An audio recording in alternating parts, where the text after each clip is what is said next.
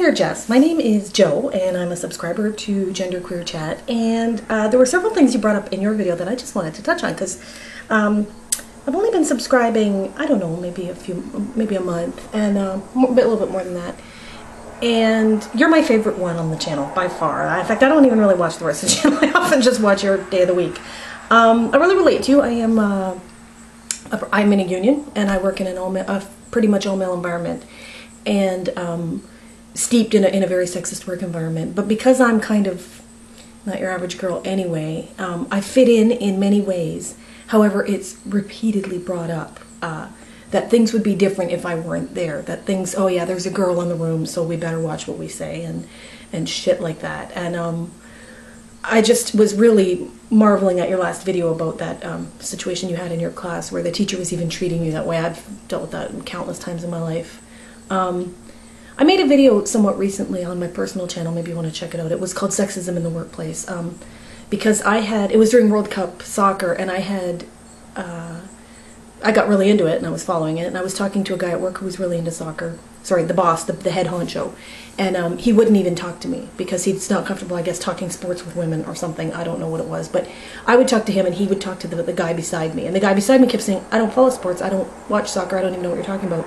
But he wouldn't look at me and speak to me. And it was really, that was the first time in a long time it had been so overt. And it freaked me out because I didn't know what to say. Normally I'm never at a loss for words. And I didn't even know what to say to this guy. I should have said, you know, I'm over here kind of thing. It reminded me of another situation at work where because it's a union environment, there are a lot of, you know, attempts at making it an equitable workplace. They try and bring to light some of the issues that the guys should be aware of. There's often training and stuff like that.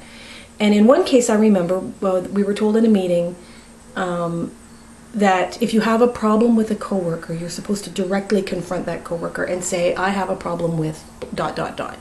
You're not supposed to just go ratting to the boss or to the union or whatever. You're supposed to try and resolve it on your own, which is great. I believe that's how you should be in life anyway.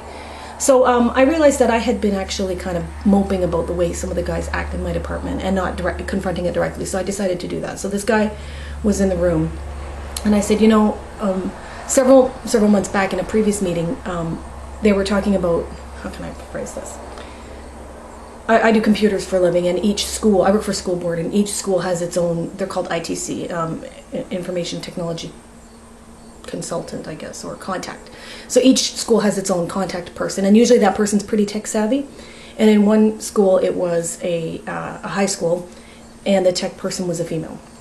And I guess she's a little bit butchy or whatever. The guys hate her. They just hate her for whatever reason, because she's smart, and apparently she knows how to do wiring and crib bends and stuff like that. So she does that herself a lot, and it kind of undermines our work. But anyway, that's neither here nor there. Anyway, he was, one time at a meeting, they were talking about this woman, and the guy who's responsible for taking care of her school piped up something about how she was a bitch. And nobody said anything. The meeting went on as if it was, you know, like that's just par for the course where I work. So later, months later, I said to him, you know, I confronted him. As I said, as per that meeting this afternoon, I would like to confront you and say that I did not like when you called, you know, the woman from that high school a bitch. That was really inappropriate. And he looked at me and he said, for your information, I didn't call her a bitch, I called her a fucking bitch, and she is. And I just shake my head and I think, this is where I work. This is where I work. This is what I deal with every day. There's been many situations where it's been made very clear that if I wasn't in the room, sometimes if they don't know I'm in the room, I can hear the nonsense that goes on. It's like locker room shit. And I just think it shouldn't bother me. You know, to be the tough one, you kind of have to let it roll off your back. But at the same time, what possesses these guys to act this way in the first place? Like, let alone when women are around or not. And whether I'm a woman or not is neither here nor there. And I had to laugh because I identify as genderqueer as well. And I often, all my life, I called myself a gay man trapped in a straight woman's body. And if I were a man, I would be a gay man. I would be a very faggy gay man. So I was howling when you said that because that's right on the money of how my brain works. Don't identify as, you know, female on many levels, but, you know, I don't want to be a macho idiot guy either. That's not where my brain is at. So yeah, the sexist work environment, the trade shop, the trade, working in trades.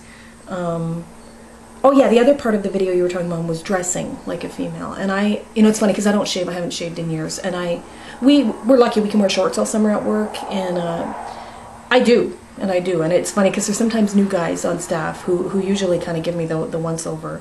But I used to kind of be self-conscious about it, and I'm not anymore. I couldn't possibly care less. Like, this is my body, and you have hair on your legs, and I have hair on my legs, so what's the problem? Seriously. I've never had to dress up. I guess for interviews I'll often wear a shirt and pants too. Like, I don't really wear, I don't even own really feminine clothing. Except for this, which I'm wearing today. I'm howling, because when I just got out of the tub, and I stuck this on. It's like some frilly little nightgown. And I thought, I'm going to make this video for Jess, and I'm going to be wearing that. I'm going to look ridiculous. It's okay, because I'm a faggy gay guy, right? Effeminate, I guess, is the word. So yeah, sexist workplace, dealing with idiots day in, day out. Sometimes I wonder, sometimes I think it's my lot in life to serve as an example, that dealing with this stuff is kind of my life's mission to open these guys their eyes to, you know, because I'm usually one to say, I'm usually one to speak out. I'm usually one to say this is inappropriate. And most people don't stand up to these guys because they're bullies. And even though I stood up to that one guy who was a terrible bully, and I said I didn't like it, and he just laughed at me and said I didn't call her a bitch, I called her a fucking bitch. You know, at least I stood up to him. At least now he knows. Now he does tend to watch what he says around me. I notice in work because I've been a bit of a rat fink on many occasions where you know, inappropriate behavior to me is unacceptable, so I'll always speak out against it. And actually, that reminds me, I'll just show you my share with you my quote.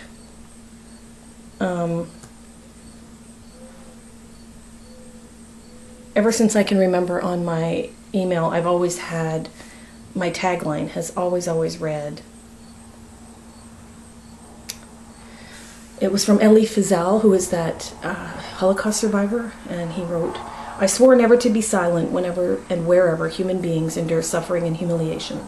We must always take sides. Neutrality helps the oppressor, never the victim. Silence encourages the tormentor, never the tormented." So I've always felt extremely compelled to speak up and speak out when I see injustice, even though it usually sets me apart, and usually, you know, I don't fit in. I don't fit in at work at all, not with women and not with the men. So, you know, it's the price you pay. But I'm pretty happy in my own skin, and I enjoy my own life and I feel good. I sleep at night, you know, I sleep well at night, so life's good on that front. Anyway, I just wanted to touch base with you, let you know you have a fan, and I enjoy your videos quite a bit, and keep up the good work. Talk to you soon.